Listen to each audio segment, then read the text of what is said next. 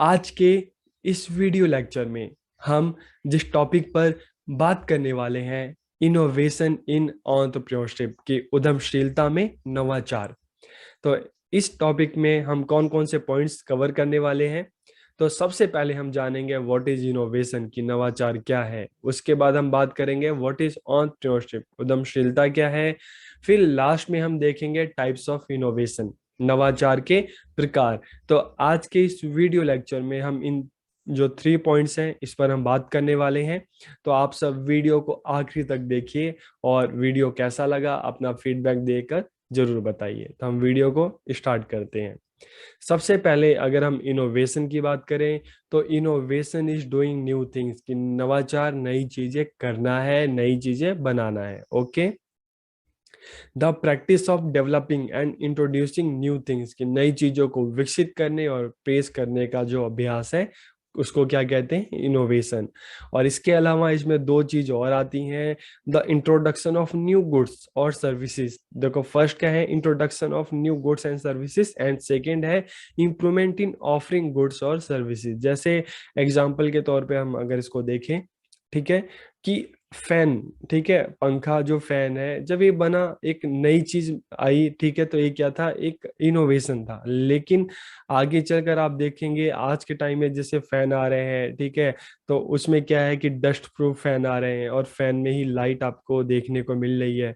ठीक है, तो अक्सर जो नया वर्जन होता है वो क्या होता है, पुराने वर्जन की जो भी कमियां होती हैं उसमें इम्प्रूव करके नया वर्जन जो है उसको अपग्रेड किया जाता है, उसको अपडेट किया जाता है। ठीक है, तो इनोवेशन में दो चीजें हैं कि इंट्रोडक्शन ऑफ न्यू गुड्स और सर्विसेज, और इसके अलावा इंप्रूवमेंट इन ऑफरिंग गुड्स और सर्विसेज को उसमें इंप्रूवमेंट करना है। ओके, फिर इसके बाद अगर हम बात करें एंटरप्रेन्योरशिप की, the process of setting up a new business is known as the entrepreneurship कि एक नया व्यवसाय स्थापित करने की प्रक्रिया को उद्यमिता या उद्यमशीलता के रूप में जाना जाता है। Entrepreneurship is the ability and readiness to develop, organize and run a new business enterprise की उद्यमिता एक नया व्यावसायिक उद्यम विकसित करना। देखो सबसे पहले उसको क्या करना है, डेवलप करना, विकसित करना, व्यवस्थित करना, ऑर्गेनाइज करना और चलाने की क्षमता और तत्परता है। तो एंटरप्रेन्योरशिप क्या है, it is the ability and readiness to develop, organise and run a business enterprise, new business enterprise. Okay, अब हम बात करते हैं टाइप्स ऑफ इनोवेशन की कि इनोवेशन के कौन कौन से टाइप्स हैं। तो सबसे फर्स्ट है इन्वेंशन, आविष्कार। सेकंड एक्सटेंशन, विस्तार। थर्ड डुप्लीकेशन, प्रतिलिपि। एंड फोर्थ है सिंथेसिस, ट्रांसलेशन। तो एक एक करके हम इन सब की बात करते हैं। सबसे पहले अगर हम बात करें इन्वेंशन की, आविष्कार की बात करते हैं, describe as the creation of new product, services और प्रोसेस कि एक नए उत्पाद, सेवा या प्रक्रिया के निर्माण के रूप में हम इसको वर्णित कर सकते हैं। Something that has not been tried before, कुछ ऐसा जो पहले नहीं आजमाया गया हो। ठीक है, तो एग्जाम्पल के तौर पे अगर हम लें तो जैसे आपको पता है कि एडिसन ने जब बल्ब का इन्वेंशन किया था, ठीक है, तो बल्ब जो था बिल्कुल एक न्यू चीज थी। ठीक है, तो क्या हुआ, बल्ब उसको हम कह सकते हैं कि इन्वेंशन था। इसी तरीके से चाहे हम बल्ब की बात करें, हम साइकिल की बात करें, हम कार की बात करें, तो ये सारी जो नई चीजें थी जिसको पहले कभी ट्राई नहीं किया गया है, बिल्कुल नई थी, तो इसको हम क्या कहते हैं, इन्वेंशन। ठीक है, something that has not been tried before, कुछ ऐसा जिसको पहले आजमाया नहीं गया और जो बिल्कुल नया हो। ओके, तो इसको हम क्या कहते हैं, इन्वेंशन।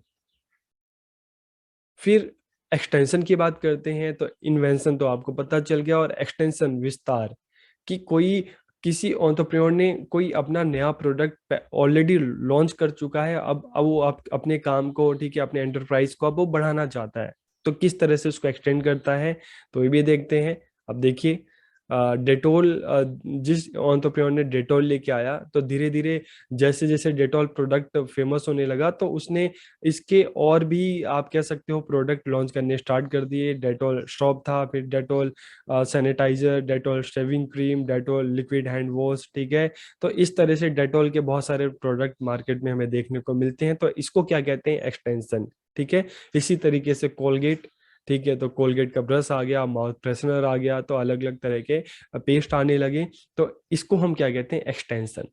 ओके, एग्जाम्पल के तौर पे आप ये भी देख सकते हैं, जैसे इसमें बाइक की कंपनी है, होंडा है, ठीक है, होंडा बाइक भी है, होंडा कार भी है। इसी तरीके से लेनोवो एक लैपटॉप की कंपनी है, लेकिन आगे चल के उसने मोबाइल, पावर बैंक, ये सारी चीजें भी बनानी स्टार्ट कर दी। तो इसे क्या कहते हैं? एक्सटेंशन। ओके, तो इसकी मीनिंग भी देख लेते हैं। The expansion of N existing product, service और प्रोसेस, की किसी मौजूदा उत्पाद, सेवा या प्रक्रिया का विस्तार करना।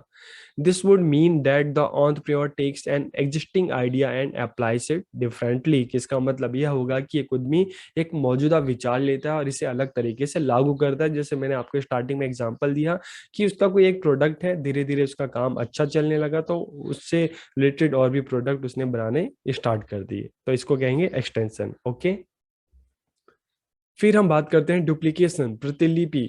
ठीक है, तो इसको भी आप इमेज से समझ सकते हैं।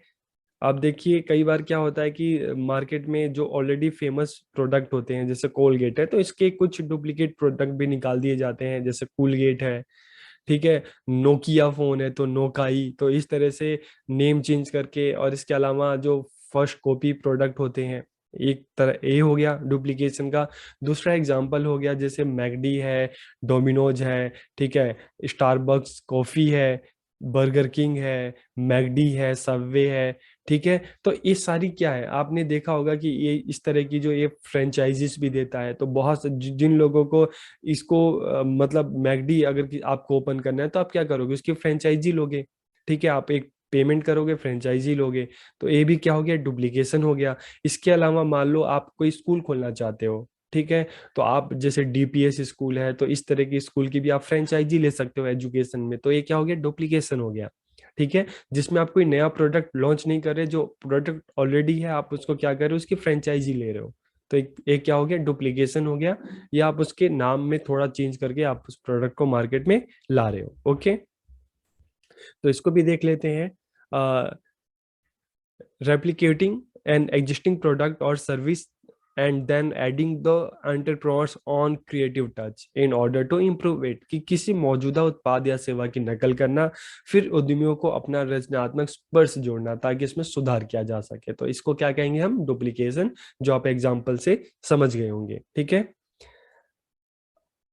इसके अलावा इसके कुछ एग्जांपल्स भी देखते हैं, जैसे फ्रेंचाइजी मैंने आपको इमेज दिखाया, बीकानेर, बीकानेर वाला, अग्रवाल, सीसीडी, ठीक है, डीपीएस स्कूल, मैगडी। तो ये कुछ एग्जांपल हैं डुप्लीकेशन के। ओके,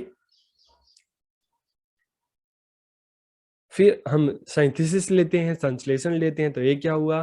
ठीक है, a combination of more than one existing product और services into a new product और सर्विसेज। ठीक है, एक नए उत्पाद या सेवा में एक से अधिक मौजूदा उत्पाद या सेवाओं का संयोजन करना। This means that several different ideas are combined in to one new product और सर्विसेज। ठीक है, तो इसमें क्या है, आप अब इसको समझने की जरूरत है कि ऑलरेडी मार्केट में जो प्रोडक्ट हैं, ठीक है, एक से ज्यादा प्रोडक्ट हैं, तो उनको मिलाकर एक नया प्रोडक्ट लॉन्च करना। ठीक है, तो दो प्रोडक्ट से एक तीसरा प्रोडक्ट किस तरह से लॉन्च किया जा सकता है, ठीक है, तो इसके कुछ एग्जांपल्स भी हम देख लेते हैं, तो आपको इजीली समझ में आ जाएगा। ठीक है, जैसे टेलीफोन प्लस फोटोकॉपियर, ठीक है, फैक्स मशीन, फोटोकॉपी और स्कैनर, फोटोकॉपी स्कैनर मशीन जो आजकल आता है, ठीक है, library plus restaurant, book restaurant या लाइब्रेरी रेस्टोरेंट एक नया प्रोडक्ट है। Telephone plus calculator plus radio plus camera, smartphone, mobile phone. ठीक है, तो एक सिंथेसिस के कुछ एग्जांपल्स हैं, तो आपको समझ में आ गया होगा कि इसमें क्या है, दो प्रोडक्ट जो है ऑलरेडी चल रहे हैं, उसको मिलाकर एक तीसरा प्रोडक्ट, एक न्यू प्रोडक्ट को लॉन्च कर देना। तो ये क्या है? सिंथेसिस या संश्लेषण है। ओके, तो आपको वीडियो कैसा लगा, और आप फीडबैक जरूर दीजिए कि आपको ये टॉपिक समझ में आया कि नहीं। तो आप सबका बहुत बहुत धन्यवाद।